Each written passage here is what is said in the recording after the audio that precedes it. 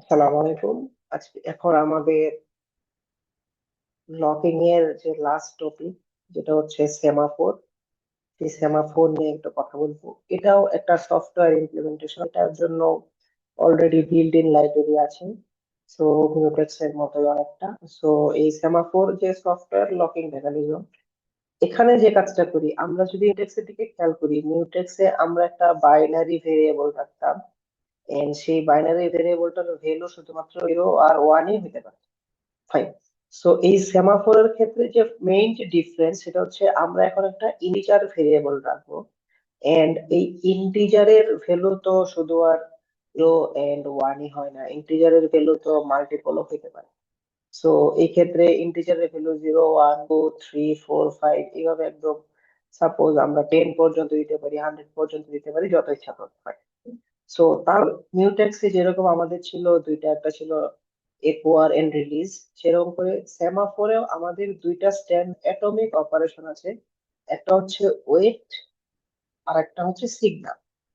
তো যখন আমি একটা সেমাফোরের ওয়েট ফাংশনটা বা ওয়েট সিস্টেম কলটা, অপারেশনটা কল করব, তখন আমরা যে কাজটা করতেছি সেটা হচ্ছে, আমরা আমার সেমাফোরের যে এস ভেরিয়েবলটা, এই যে এস ভেরিয়েবলটা, সেই ভেরিয়েবলটাকে আমি জাস্ট এক ডিক্রিজ করতেছি।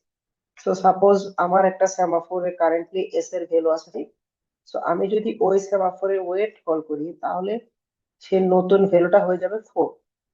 আচ্ছা, সিমিলারলি যখন আমরা সিগন্যাল কল করব, তো যখন আমরা সিগন্যাল কল করব তখন আমরা যে কাজটা করতেছি, যে আমরা জাস্ট এস এর ভ্যালুটাকে এক ইনক্রিমেন্ট করতেছি। সো আমার যদি ইনিশিয়ালি সেমাফোরের ভ্যালু থাকে 5, এন্ড আমি যদি সিগন্যাল কল করি, তাহলে আমার সেমাফোরের যে এস এর ভ্যালুটা সেটা হবে 6। ফাইন। তো এই জিনিসটার সুবিধা কি? এই জিনিসটা বেসিক্যালি এটার মোটিভেশনটা হলো ইউজ করার জন্য, যে সাপোজ আমরা তো সবসময় শুধুমাত্র একটা জিনিস নিয়ে কাজ করি না। যেমন আমরা যদি একটা সার্ভারের কথা চিন্তা করি, আমার একটা সার্ভারে তো, আমার সার্ভারটা যদি খুবই স্ট্রং হয়, তাহলে তো সে এট এ টাইম, সাপোজ আমরা ধরতে পারি যে সে 6 জন মানুষকে সার্ভ করতে পারে। ফাইন। সো এখন 6 জন মানুষকে যদি আমার সার্ভ করার এবিলিটি থাকে, বাট আমি যদি মিউটেক্স দিয়ে শুধুমাত্র একজনকেই সার্ভ করি, তাহলে কি আমার সিস্টেমের টোটাল ইউটিলাইজেশনটা ঠিকঠাক মতো হচ্ছে? আমার সিস্টেমটা আন্ডার ইউটিলাইজ থেকে গেছে। তো এই জন্য আমরা যেটা করি, আমরা এইসব ক্ষেত্রে আমরা কাউন্টিং সেমাফোর ইউজ করি। আমরা দেখবো সেমাফোর আসলে টু টাইপস। তো এখানেই আছে যে সেমাফোর আসলে টু টাইপস, একটা হচ্ছে কাউন্টিং সেমাফোর, আর একটা হচ্ছে আমার binary semaphore. So binary semaphore হচ্ছে যে আমরা যে মিউটেক্সটা দেখলাম সেটাই, যে সে শুধুমাত্র আইদার 0 নিবে অথবা 1 নিবে। মানে সে এট এ টাইম ক্রিটিক্যাল সেকশনে শুধুমাত্র একজনকেই, একটা সিঙ্গেল প্রসেসকেই অ্যাক্সেস দিবে। আচ্ছা, অন্যদিকে কাউন্টিং সেমাফোর হচ্ছে, তার হচ্ছে যে একটা রেঞ্জ থাকবে। আমরা যদি বলে দিই যে আমার ক্রিটিক্যাল সেকশনটা এট এ টাইম 10 জন অ্যাক্সেস করতে পারে, তাহলে কাউন্টিং সেমাফোরের ইনিশিয়াল ভ্যালু হবে 10।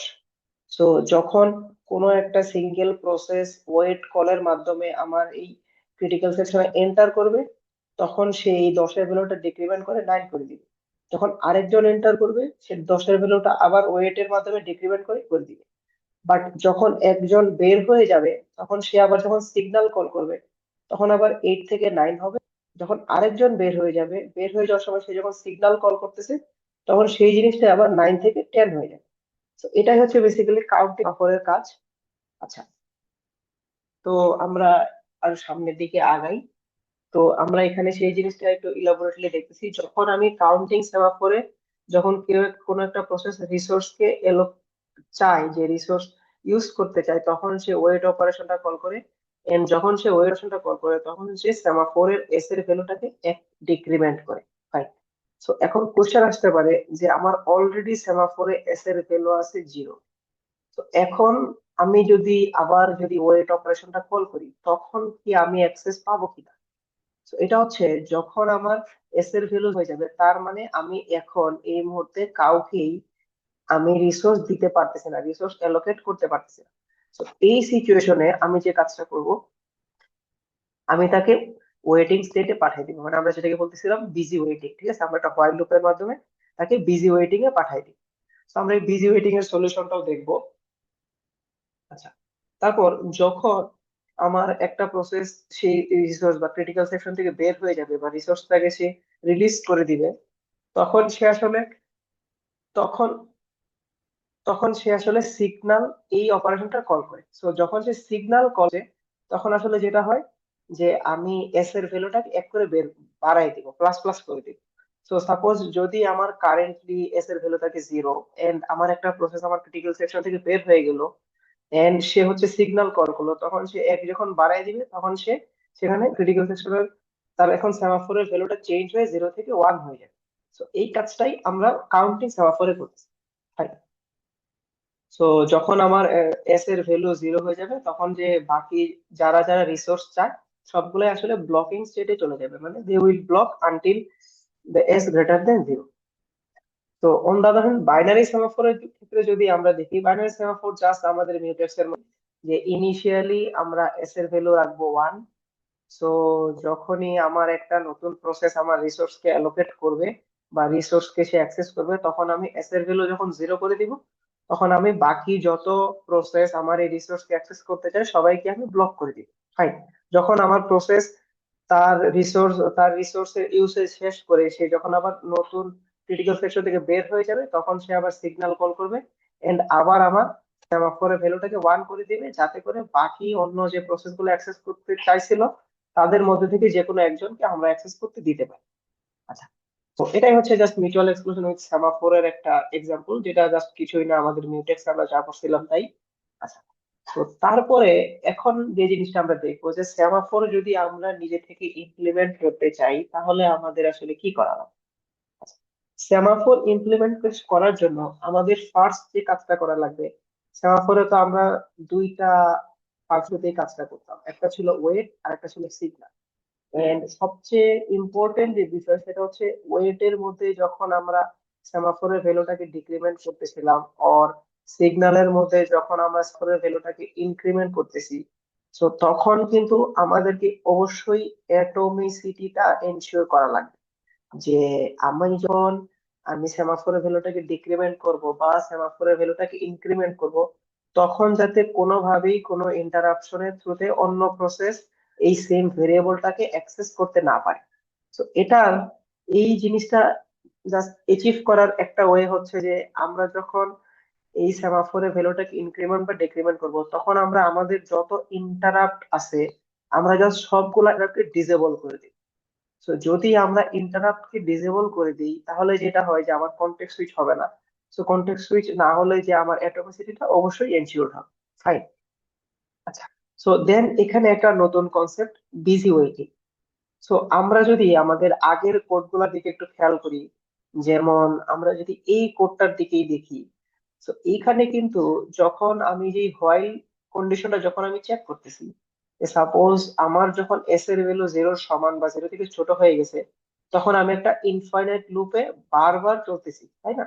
আমি একটা ইনফাইনাইট লুপের মধ্যে আমি জাস্ট সাইক্লিং করতেছি বা সাইকেলের মধ্যে ঘুরপাক খাচ্ছি। তো এই যে কাজটা একটা লুপের মধ্যে আমি বারবার ঘুরতেছি, তো এই কাজটাকে আমি বলতেছি বিজিবিলিটি। এখন এই যে আমি একটা ইনফাইনাইট লুপের মধ্যে ঘুরতেছি, এখন কোশ্চেন আসতে পারে যে এই সময়ও কি আমার সিপিইউ কি অন্য কোনো প্রসেস কে কাজ করতেছে, নাকি জাস্ট এই ইনফাইনাইট লুপের মধ্যেই বারবার সে শিডিউল হচ্ছে। তো এটার আনসার হচ্ছে, যদি আমি এরকম করে একটা বিজি ওয়েটিং ফাংশন লিখি, তখন আমার এই প্রসেসটা যখন শিডিউল হবে তখন সে জাস্ট এই ইনফাইনাইট লুপের মধ্যেই ঘুরতে থাকবে, সে আর অন্য কোনো কিছু এক্সিকিউট করতে পারবে না। যদি আমরা রাউন্ড রবিন শিডিউলিং দেখি এন্ড আমরা যদি বলি যে আমার যে সার্টেন প্রসেস তার টাইম কোয়ান্টাম হচ্ছে 3 মিলি সেকেন্ড, তাহলে এই 3 মিলি সেকেন্ড সময় ধরে আমার এই প্রসেসটা শুধুমাত্র এই ইনফাইনাইট লুপেই ঘুরপাক খেতে থাকে। তো এই যে সমস্যাটা, এটাকে আমরা বলতেছি বিজি ওয়েটিং। সো এই বিজি ওয়েটিং যে খুব ছোট ফাংশনের জন্য হয় তাহলে তো ফাইন, যদি খুব কম সময়ের জন্য আমার বিজি ওয়েটিং হয়, জাস্ট লিটিল বিজি ওয়েটিং, দেন আসলে কোনো সমস্যা নেই। বাট যদি আমার সাপোজ টাইম কোয়ান্টাম হয়ে যায় সাপোজ 8 মিলি সেকেন্ড বা 10 মিলি সেকেন্ড, এন্ড এই 10 মিলি সেকেন্ড ধরে আমি শুধু জাস্ট এই একটা ইনফাইনাইট লুপের মধ্যেই করতেছি, আমি কোনো কাজ করতেছি না, দেন ইটস নট এক্সপেক্ট, তাই না? যে এটা আমাদের জন্য একটু সমস্যা সৃষ্টি করে। সো এই বিজি ওয়েটিং এই প্রবলেমটাকে আমরা সলভ করি হচ্ছে একটা ওয়েট কিউ ইন্ট্রোডিউস করার মাধ্যমে। ঠিক আছে? সো এই ওয়েট কিউটার কাজ কি, আমরা যদি একটু সামনে আগাই তাহলে আমরা দেখবো যে যখনই আমরা একটা ওয়েট কিউ, এই যে এখানে আমরা একটা লিস্ট, সেই লিস্টে আমরা ওয়েট কিউটা ইউজ করতেছি। তো যখনই আমরা দেখতেছি যে আমার সেমাফোরের ভ্যালুটা লেস দেন 0 হয়ে যাচ্ছে, দেন এই প্রসেসটাকে আমরা এই ওয়েট কিউয়ে পাঠিয়ে দিচ্ছি। ফাইন। এন্ড ও তাহলে ওয়েট কিউয়ে পাঠাইলাম, তাহলে ওয়েট কিউ থেকে বের করবো। তো যখন আমরা দেখতেছি যে সেমাফোরের ভ্যালুটা সিগন্যাল ফাংশনটার ভিতরে সেমাফোরের ভ্যালুটা যখনই আমার 0 থেকে বড় হয়ে গেছে, তখন আমরা ওয়েট কিউ থেকে একটা সিঙ্গেল প্রসেসকে বের করে দিব, বের করে দিয়ে তাকে আমরা জাস্ট ওই রিসোর্সটাকে অ্যালোকেট করার সুযোগ দিব। তো এটাই হচ্ছে আমার সেমাফোর ইমপ্লিমেন্টেশনের মেইন কাজ। সো আমরা এই স্লাইডটাই যদি দেখি, এটা আসলে এই বিষয়গুলাই বলে দেওয়া আছে যে সাপোজ যে ওয়েট অপারেশনটার জন্য যখন আমরা থাকতেছি, তখন সেমাফোরের ভ্যালু যদি পজিটিভ না হয় তাহলে it must wait. And wait করার জন্য আমরা বিজি ওয়েটিং, যেটা হচ্ছে একটা ইনফাইনাইট লুপের মধ্যে ঘুরতে থাকবে, সেটা ইউজ না করে আমরা প্রসেসটা নিজে থেকে ব্লক করে দিবে। ব্লক করে দেওয়ার পর একটা ওয়েট কিউয়ে চলে যাবে। এই কাজটাই আমরা জাস্ট এখানে অ্যাচিভ করার ট্রাই করি। তাই সো তারপর যখন প্রসেস, যখন আবার নতুন করে রিস্টার্ট হবে কখন, যখন নতুন আরেকটা প্রসেস সিগন্যাল অপারেশনটা কল করতেছে, তার মানে আমার সেমাফোরের ভ্যালু এখন গ্রেটার দেন 0 হয়ে যাচ্ছে। যখন একটা প্রসেস সিগন্যাল কল করে তখন তার সেমাফোরের ভ্যালু গ্রেটার দেন 0 হয়ে যায়। সো তখন আমি জাস্ট আমার ওয়েট কিউ থেকে যে কোনো একটা প্রসেসকে রান করার জন্য সুযোগ দিব, এন্ড সেটা আমি করতেছি এই ওয়েক আপ অপারেশনের থ্রুতে। ফাইন। সো আমরা যদি সেমাফোরের, আমরা যদি মিউটেক্স এর মতো সেমাফোরেরও যদি একটা কোডের সিমুলেশন দেখি, তাহলে আমরা সামনের দিকে আগে কোডের সিমুলেশনটা একটু দেখি।